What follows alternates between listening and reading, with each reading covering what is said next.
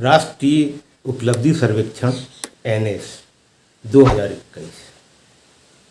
तो साथियों, इस समय हमारे अभ्यास टेस्ट पेपर चालू है और आज हम जो आपके सामने जो लेकर आए हैं अभ्यास टेस्ट पेपर कक्षा 5वीं विषय गणित। ये जो आपको जानकारी जो दे रहे हैं आप इसे अच्छे से देखें, और क्योंकि इसमें कुछ कठिन बिंदु भी हमारे सामने आएंगे या कुछ ऐसे प्रश्न भी आएंगे जो बच्चे लोगों ने हल नहीं किया है, तो हम सभी चीज़ों का यहाँ पे समावेश कर रहे हैं और किस किस प्रकार से हम ये जानकारी बच्चों को बता सकते हैं वो सभी चीज़ों को हम यहाँ पे आज समावेश करेंगे। तो आप वीडियो पूरा देखिए। तो हमारा सबसे पहला प्रश्न जो इसमें दिया हुआ है, एक स्कूल के 352 बच्चे कैंप में गए।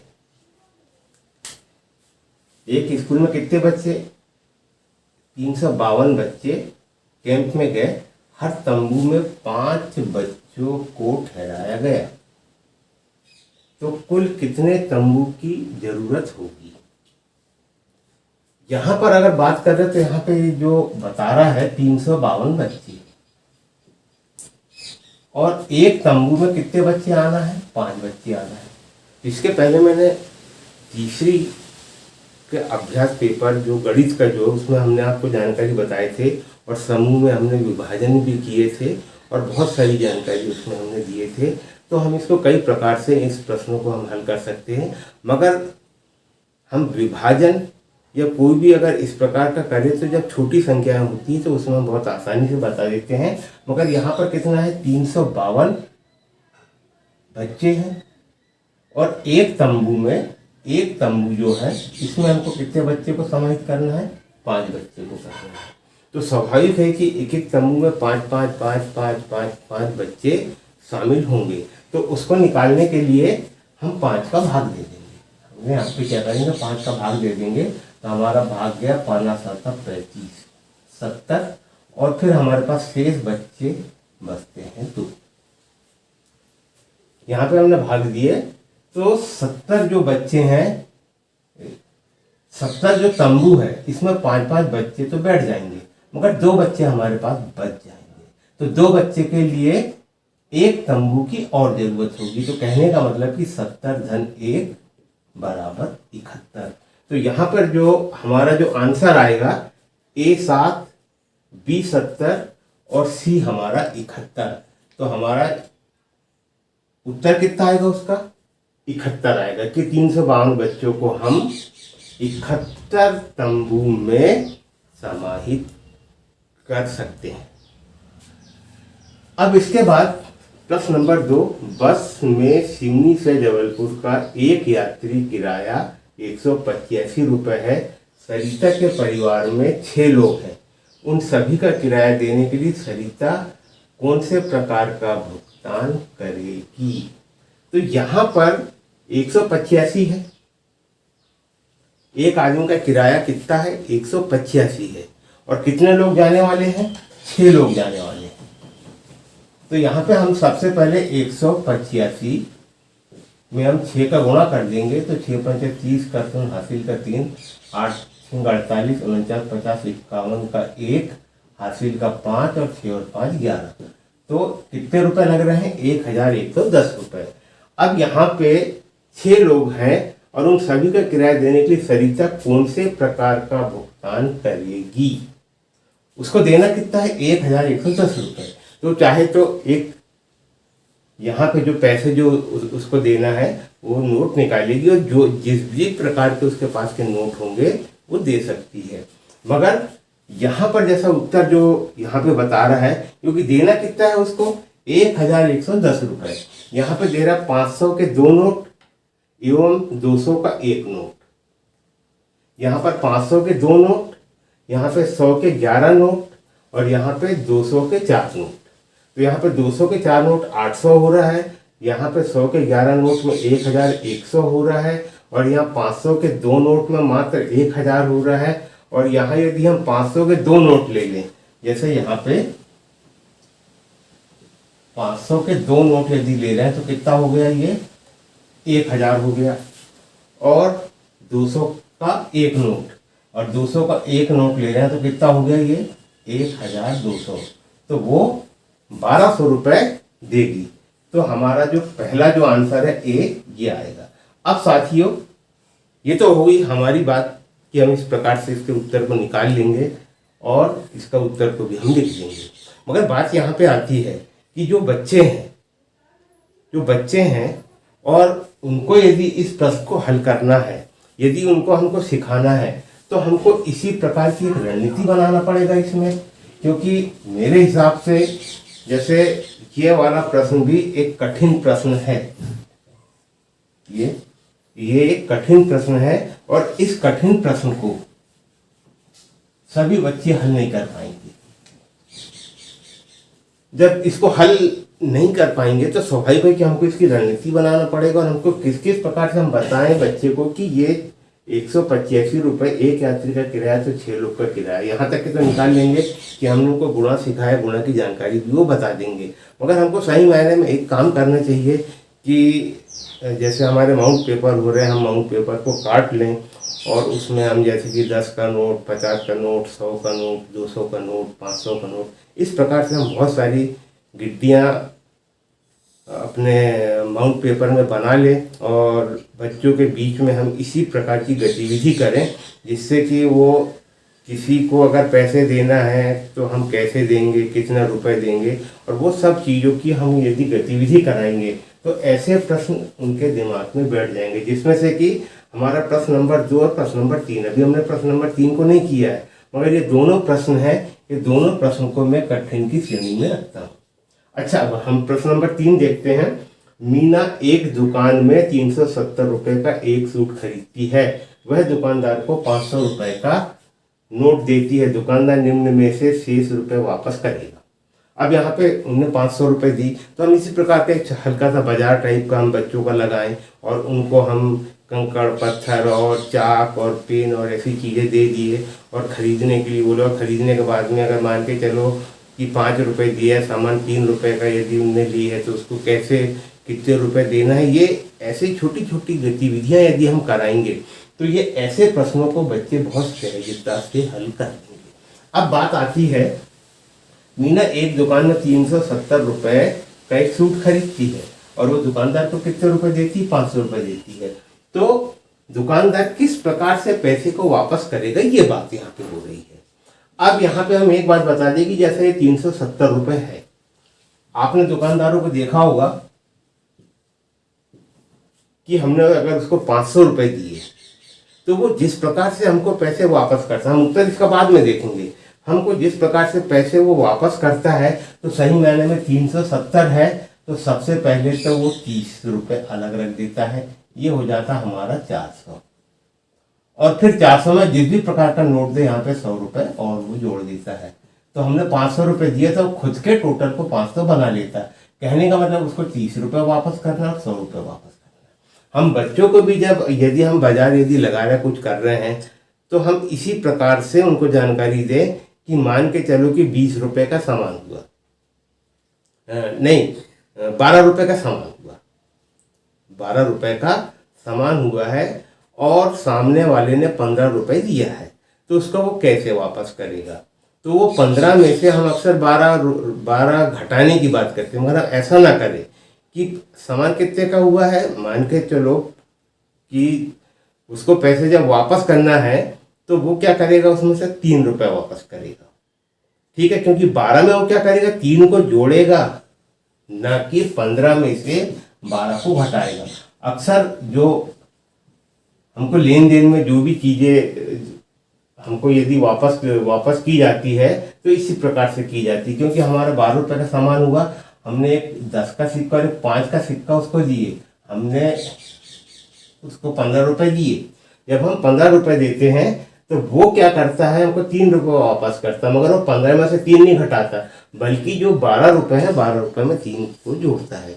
तो अक्सर इसी प्रकार के लेन देन होता है, जोड़ने के तरीके से ही पैसे को दिया जाता है। तो हम बच्चों को बाजार लगा के छोटे छोटे हम स्कूल में प्रयोग करें कि इस प्रकार का बाजार लगाए और वहाँ पे उनको ये लेन देन का तरीका सिखाएं। ये लेन देन का तरीका यदि सिखाएंगे तो निश्चित बात है कि उनके दैनिक जीवन में, क्योंकि ये जो प्रश्न है जो हमारे जो लर्निंग आउटकम है, लर्निंग आउटकम का मतलब ही यही है सीखने के प्रतिफल का सबसे बड़ा मतलब यही है कि जो चीज़ हम सिखा रहे हैं, जो चीज़ हम सिखा रहे हैं उसको सीख गया, तो ये लर्निंग आउटकम नहीं है। जो चीज़ हम सिखा रहे हैं वो सीख गया, तो सीख गया से लर्निंग आउटकम उस बच्चों में हमको देखने को नहीं मिलेगा, बल्कि सीख गया है और सीखने के बाद उसका उपयोग किया है, और उपयोग करने के बाद जो फल मिलेगा वही उसके सीखने का प्रतिफल होगा। तो यहाँ पर जो प्रश्नकर्ता ने हमको जो 2 प्रश्न यहाँ पर जो दिया है, तो यहाँ पे हमारे शाला के बच्चों को वो लेन देन का तरीका सिखा रहे हैं और रुपए पैसे का ज्ञान सिखा रहे हैं कि रुपए पैसे में यदि हम किसी को दे रहे हैं और किसी से ले रहे हैं तो हम किस किस प्रकार से रुपए का लेन देन करेंगे। तो ये 2 प्रश्न उसी संबंध में यहाँ पे दिया है। अब यहाँ पे हम देखते हैं कि मीना ने 370 रुपए का सूट खरीदी, 500 रुपए दी, तो दुकानदार किस प्रकार से रुपए वापस करेगा। तो यहाँ पे हमने बात तो कर ली कि कितने रुपए वापस करेगा, 100 और 30, मतलब 130। अब हम यहाँ देखते हैं, यहाँ पे इसका उत्तर यहाँ से है 100 का 1 नोट, 100 का 1 नोट, 50 का 1 नोट, 20 का 1 नोट।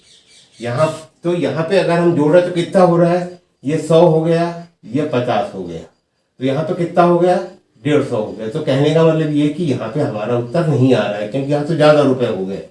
यहाँ पे हम देख रहे हैं 50 के 3 नोट, तो यहाँ पे 50 में 3 का नोट यदि हो गए हैं तो ये 150 रुपये हो गया, तो यहाँ पे भी ये उत्तर हमारा नहीं आ रहा। अब यहाँ पे सी में वो बता रहा है कि 100 का 1 नोट, 20 का 1 नोट और 10 का 1 नोट, तो 100 रुपये और 20 और 10 30 रुपये। तो कहने का मतलब हमारा आंसर कितना होगा, सी होगा। यहाँ डी को हम देखते हैं 100 का तथा 10 के 2 नोट, तो यहाँ पे 100 रुपये का 1 और 10 रुपये के 2 नोट, तो यहाँ पे अगर वो वापस कर रहा है तो कितने वापस कर रहा है, यहाँ पर 120 रुपये वापस कर रहा है। तो हम सभी प्रश्नों के जो उत्तर दिए हैं इसकी भी हम बच्चों को जानकारी बताएं कि यहाँ कितने रुपए हो रहे हैं। हम सिर्फ यहीं पे भर उनको ये ना बताएं कि ये हमारा उत्तर हो गया, यहाँ पे भर हम बात को अपनी खत्म ना करें। तो ये 2 प्रश्न है मेरे हिसाब से। पहला और दूसरा प्रश्न एक ऐसे प्रश्न है मेरे हिसाब से ये बच्चे लोग अधिक प्रश्न नहीं कर पाएंगे, बल्कि कुछ बच्चे लोग इस प्रश्नों को छोड़ भी सकते हैं। अब हम बात करते हैं हमारे प्रश्न नंबर 4 की, कि छायांकित भाग का मान क्या होगा। छायांकित भाग हमारा ये है, यहाँ पर दिया हुआ है। छायांकित भाग का मान क्या होगा, 5/10, 7/10, 3/10, 10/5।